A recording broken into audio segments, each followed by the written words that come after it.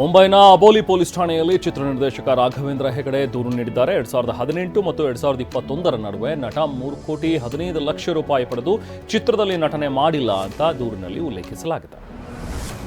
ಅಭಿಮಾನ್ ಸ್ಟುಡಿಯೋದಲ್ಲಿ ವಿಷ್ಣುವರ್ಧನ್ ಸಮಾಧಿ ತೆರವುಗೊಳಿಸಿರುವುದಕ್ಕೆ ಅಭಿಮಾನಿಗಳು ಆಕ್ರೋಶ ಹೊರಹಾಕಿದ್ದಾರೆ. ವಿಷ್ಣು ಸೇನಾ ಸಮಿತಿ ಮುಖಂಡರಿಂದ ಸುದೀಪ್ ರಾಕ್ಲೈನ್ ವೆಂಕಟೇಶ್ ಜೊತೆ ಮಾತುಕತೆ ನಡೆಸಲಿದ್ದಾರೆ. ಅಲ್ಲದೆ ಬೆಂಗಳೂರು ನಗರ ಜಿಲ್ಲಾಧಿಕಾರಿಯನ್ನ ಭೇಟಿ ಮಾಡಿ ಸಮಾಧಿಯ ಅಸ್ಥಿಯನ್ನ ಕೊಡುವಂತೆ ಮನವಿ ಮಾಡುವ ಸಾಧ್ಯತೆ ಇದೆ.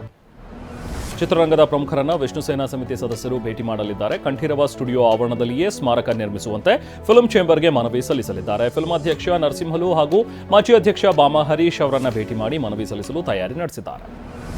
ಕೋಲಾರ ಜಿಲ್ಲೆಯ ಬಂಗಾರಪೇಟೆಯಲ್ಲಿ ವರುಣ ಆರ್ಭಟಿಸ್ತಾ ಇದ್ದಾನೆ. ಪಟ್ಟಣದ ಸೇಂಟ್ ಕಾಂಪೌಂಡ್ ಹಾಗೂ ಗಂಗಮ್ಮನಪಾಳ್ಯ ಬಡಾವಣೆಗಳ ಮನೆಗಳಿಗೆ ಮಳೆ ನೀರು ನುಗ್ಗಿ ಅವಾಂತರ ಸೃಷ್ಟಿಯಾಗಿದೆ. ಚರಂಡಿ ವ್ಯವಸ್ಥೆ ಇಲ್ಲದೆ ಬಡಾವಣೆ ಜಲಾವೃತವಾಗಿದೆ.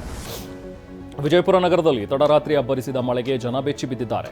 ತಗ್ಗು ಪ್ರದೇಶಗಳಿಗೆ ಮಳೆ ನೀರು ನುಗ್ಗಿದ್ರಿಂದ ಸಂಕಷ್ಟ ಅನುಭವಿಸ್ತಾ ಇದ್ದಾರೆ. ಮನೆಗಳಿಗೆ ನೀರು ನುಗ್ಗಿರೋದ್ರಿಂದ ಧಾನ್ಯಗಳು, ಎಲೆಕ್ಟ್ರಾನಿಕ್ ವಸ್ತುಗಳು ಹಾನಿಗೊಳಗಾಗಿವೆ. ರಸ್ತೆ ಬದಿಗೆ ನಿಲ್ಲಿಸಿದ ಬಸ್ಗಳಿಗೂ ಜಲದಿಗ್ಬಂಧನವಾಗಿದೆ.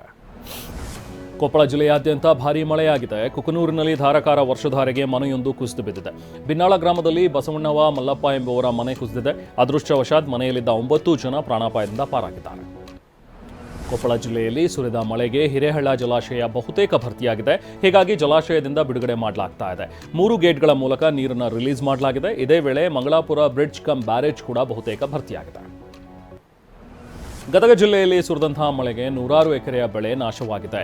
ಬೆಣ್ಣೆಹಳ್ಳದ ಪ್ರವಾಹದಿಂದ ರೋಣಾದ ಯಾವಗಲ್ ಹದ್ಲಿ ಗ್ರಾಮದಲ್ಲಿ ಬೆಳೆದಿದ್ದ ಜೋಳವನ್ನು ಆಹುತಿ ಪಡೆದಿದೆ. ಬೆಣ್ಣೆಹಳ್ಳ 2 ತಿಂಗಳಲ್ಲಿ 3 ಬಾರಿ ಭರ್ತಿಯಾಗಿದ್ದು ರೈತರು ಸಂಕಷ್ಟಕ್ಕೀಡಾಗಿದ್ದಾರೆ. ಗದಗ ಜಿಲ್ಲೆಯ ರೋಣ ತಾಲೂಕಿನಲ್ಲಿ ಬೆಣ್ಣೆಹಳ್ಳ ಪ್ರವಾಹಕ್ಕೆ ಸೇತುವೆಗಳೇ ಜಲಾವೃತವಾಗಿಬಿಡ್ತಿವೆ. ಯಾವಗಲ್ ಮಣಸಗಿ ಬಳಿ ಸೇತುವೆ ಮುಳುಗಡೆಯಾಗಿದೆ. ಯಾವಗಲ್ ಗ್ರಾಮದ ಬಳಿ ಸೇತುವೆ ಮುಳುಗಡೆಯಾಗಿರೋದ್ರಿಂದಾಗಿ ನರಗುಂದ ಯಾವಗಲ್ ರೋಣ ಸಂಪರ್ಕ ಕಡಿತವಾಗಿದೆ. ಬೆಳಗಾವಿ ಜಿಲ್ಲೆಯಲ್ಲಿ ರಣಮಳೆ ಆರ್ಭಟಿಸ್ತಾ ಇದೆ. ಬೆಟ್ಟದಿಂದ ನುಗ್ಗಿ ಬಂದ ನೀರು ದೇವರಿಗೆ ದಿಗ್ಬಂಧನ ವಿಧಿಸಿದೆ. ಸವದತ್ತಿ ಶ್ರೀ ರೇಣುಕಾ ಯಲ್ಲಮ್ಮನ ದೇಗುಲದ ಗರ್ಭಗುಡಿಯಲ್ಲಿ 3 ಅಡಿ ನೀರು ನಿಂತಿದೆ. ಉರಗೋಳ ಗ್ರಾಮದ ಕಾಲೋನಿ ರಸ್ತೆಯಲ್ಲಿ ನೀರು ನದಿಯಂತೆ ಹರಿದು 2 ಬೈಕ್ಗಳು ಕೊಚ್ಚಿ ಹೋಗಿವೆ. ಬೆಳಗಾವಿಯ ಗೋಕಾಕ್ನ ರಸ್ತೆಯಲ್ಲಿ ಪಾರ್ಕ್ ಮಾಡಿದ್ದ ಕಾರಿನ ಮೇಲೆ ಗೋಡೆಯೊಂದು ಕುಸಿದು ಬಿದ್ದಿದೆ. ಕಾರಿನಲ್ಲಿ ಯಾರೂ ಇಲ್ಲದಿದ್ದರಿಂದ ಭಾರೀ ಅನಾಹುತ ತಪ್ಪಿದೆ. ಅತ್ತ ರಾಮದುರ್ಗದ ಕಿಲ್ಲಾ ತೋರಗಲ್ನಲ್ಲಿ ನಡು ರಸ್ತೆಯಲ್ಲಿಯೇ ಬೃಹತ್ ಕಲ್ಲು ಬಂಡೆಗಳು ಉರುಳಿಬಿದ್ದಿವೆ. ರಾಯಚೂರಿನಲ್ಲಿ ನಿರಂತರವಾಗಿ ಸುರಿತಾ ಇರೋ ಮಳೆಯಿಂದಾಗಿ ಸಿಂಧಗಿಯಲ್ಲಿ ತಾತ್ಕಾಲಿಕ ಸೇತುವೆ ಕೊಚ್ಚಿ ಹೋಗಿದೆ. ಮಳೆಯಿಂದ ಹಳ್ಳಕೊಳ್ಳಗಳು ತುಂಬಿ ಹರಿತಾ ಇರೋದ್ರಿಂದ ತಾತ್ಕಾಲಿಕ ಸೇತುವೆ ನಿರ್ಮಾಣ ಮಾಡಲಾಗಿತ್ತು.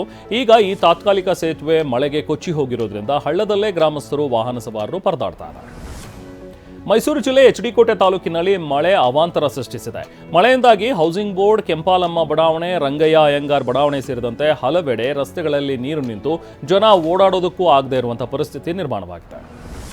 ಮೇಘಸ್ಫೋಟದಿಂದ ಉತ್ತರಾಖಂಡ್ನ ಧರಾಲಿ ನಾಮಾವಶೇಷಗೊಂಡಿದೆ. ರಕ್ಷಣಾ ಕಾರ್ಯ ಭರದಿಂದ ಸಾಗಿದೆ. ಇದುವರೆಗೂ 700ಕ್ಕೂ ಹೆಚ್ಚು ಜನರನ್ನು ರಕ್ಷಣೆ ಮಾಡಲಾಗಿದೆ. ಸುಮಾರು 100 ಜನ ಕಾಣೆಯಾಗಿದ್ದಾರೆ. ಮೇಘಸ್ಫೋಟಕ್ಕೆ 5 ಸಾವನ್ನಪ್ಪಿದ್ದು 9 ಯೋಧರು ಕೂಡ ನಾಪತ್ತೆಯಾಗಿದ್ದಾರೆ. ಉತ್ತರಾಖಂಡ್ನಲ್ಲಿ ಸಂಭವಿಸಿದ ವಿನಾಶಕಾರಿ ಮೇಘಸ್ಫೋಟ ಧರಾಲಿ ಪಟ್ಟಣವನ್ನೇ ನರಕವನ್ನಾಗಿಸಿದೆ. ಮಹಾಪ್ರವಾಹದಿಂದಾಗಿ ಧರಾಲಿ ಸಮೀಪದ ಹರ್ಸಿಲ್ ಬಳಿ ಹೊಸ ಕೆರೆಯ ಸೃಷ್ಟಿಯಾಗಿದೆ. ಪ್ರವಾಹದಲ್ಲಿ ನುಗ್ಗಿ ಬಂದಂತಹ ಜಾಗದಲ್ಲಿ ಬೃಹತ್ ಕೆರೆಯೊಂದು ನಿರ್ಮಾಣವಾಗಿದೆ.